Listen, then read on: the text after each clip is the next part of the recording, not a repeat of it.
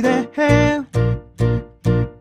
나에게 주신 하루를 때론 피곤하고 일어나기 싫고 널 깨우는 알람 소리에 짜증도 나겠지만 안녕하세요. 오늘도 푸른 말씀 임세휘 목사입니다. 반갑습니다. 주무시지 않고 나를 지키셨네. 오늘을 나에게 주셨네. 새 말씀 안에 주가 주신 사랑과 은혜와 능력을.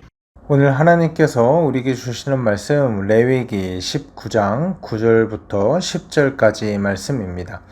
너희가 너희의 땅에서 곡식을 거둘 때에 너는 밭 모퉁이까지 다 거두지 말고 네 떨어진 이삭도 줍지 말며 네 포도원의 열매를 다 따지 말며 네 포도원에 떨어진 열매도 줍지 말고 가난한 사람과 거르민을 위하여 버려두라.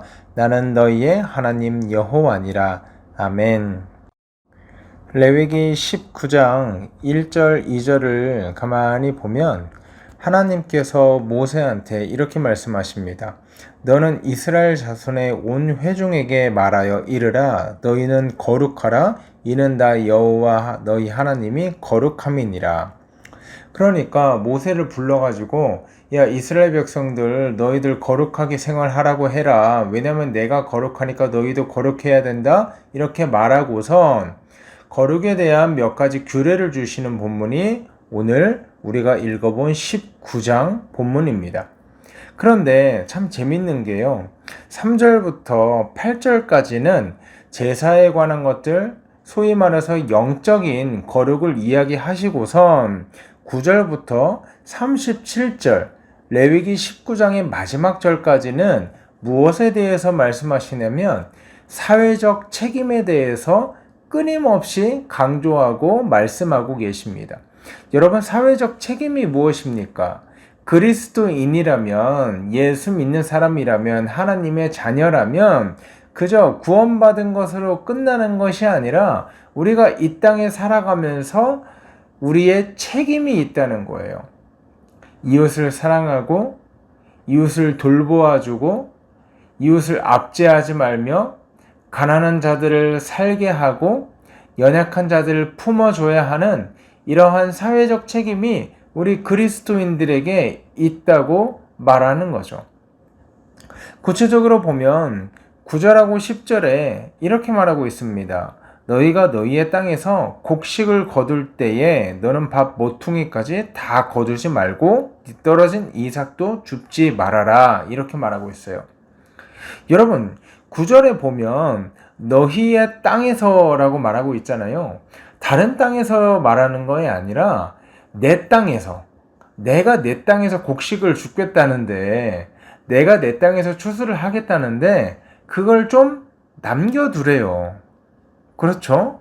그리고 모퉁이는 네게 아니고 이웃을 향해서 가난한 사람을 위해서 남겨두라고 하나님이 말씀하고 계신다는 거죠.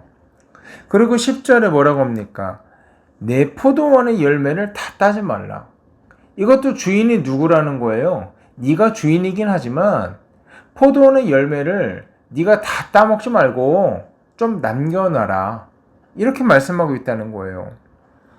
나는 너희의 하나님 여호와니라. 그러니까 정리하자면 뭐예요?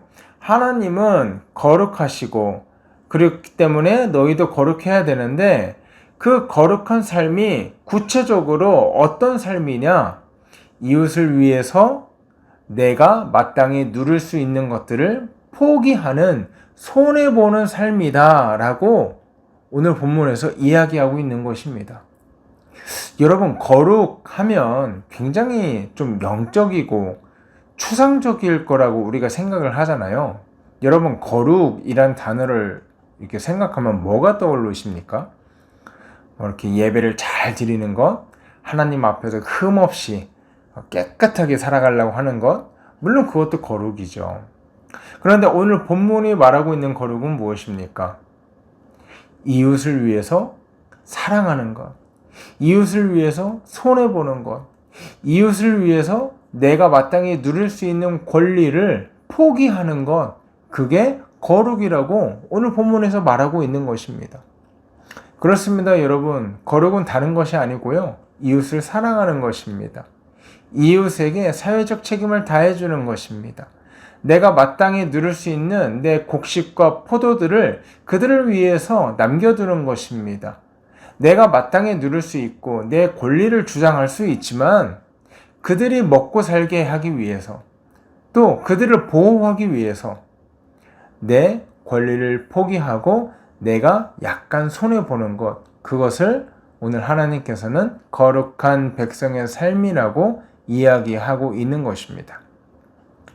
여러분, 이 모퉁이, 구절에 나온 이 모퉁이가 사람마다 다 다를 거예요. 어떤 사람은 조금일 거고 좀 더 자비롭고 여유 있는 사람은 모퉁이를 많이 두겠죠? 그래서 더 많은 사람들이 쉼을 얻고 배불리 먹을 수 있도록 배려를 하겠죠. 그 모퉁이가 사람마다 기준은 다르지만 분명한 것은 하나님이 적든 많든 약자를 위해서 남겨놓으라고 명령하셨다는 거죠. 이것이 후대에 유대인들이 아예 율법으로 설정해 놓았다고 합니다. 60분의 1은 남겨놔야 된다. 그러니까 이 60kg를 추수했다 하면 1kg는 누구 몫이에요? 나그네와 그리고 가난한 사람들의 몫이라는 거죠. 사회적 약자들을 위해서 1kg는 남겨놔야 된다. 제가 이걸 환산해 보니까 봉급 월급 300만 원 받는 사람으로 이게 환산해 보니까요, 5만 원 정도가 되더라고요.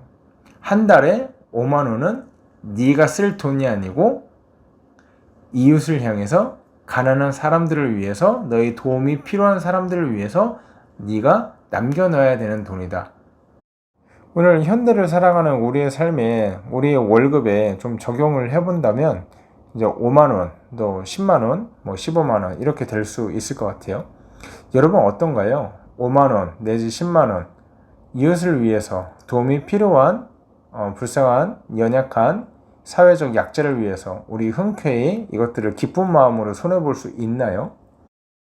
저는 이 금액이요, 적다면 적고 많다면 많은 금액 같아요. 왜냐면 우리가 이 한 달 월급을 받아서 다 쓸 때가 있잖아요. 교육비에도 나가야 되고, 또 부모님 용돈도 드려야 되고, 또 적금도 들어야 되고, 이렇게 촘촘하게 다 쓸 때가 있는데, 그 중에서 5만원, 10만원을 약자를 위해서 헌상한다? 이거는요, 쉽지 않은 문제죠.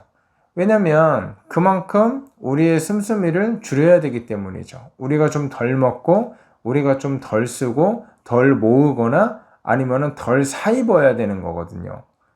그러니까 이게 적다면 적은 돈이지만 많다면 많은 돈일 수밖에 없는 거예요. 그럼에도 불구하고 하나님은 이스라엘 백성들을 향해서 뭐라고 말씀하셨습니까? 모퉁이를 남겨놔라. 그거는 너희 것이 아니다. 그리고 그렇게 했을 때 내가 너희를 반드시 복주겠다. 거룩한 삶으로 초청을 하고 있다는 거죠. 사랑하는 여러분, 이제 말씀을 마칩니다. 여러분의 모퉁이는 얼마나 큰가요? 여러분은 여러분의 이웃을 위해서, 여러분의 도움이 필요한 누군가를 위해서, 연약한 사람들을 위해서 얼마나 많은 물질과 시간과 에너지를 헌상할 수 있나요?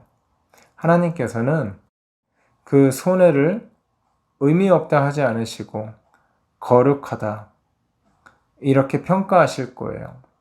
그리고 여러분의 손에, 여러분의 가정에 넘치는 복을 허락하실 줄 믿습니다. 우리 이 믿음 가지고 우리의 이웃들을 살피고 우리의 도움이 필요한 연약한 자들을 더욱더 섬기며 살아가는 복되고 귀한 성도들 다 되길 주의 이름으로 소원합니다.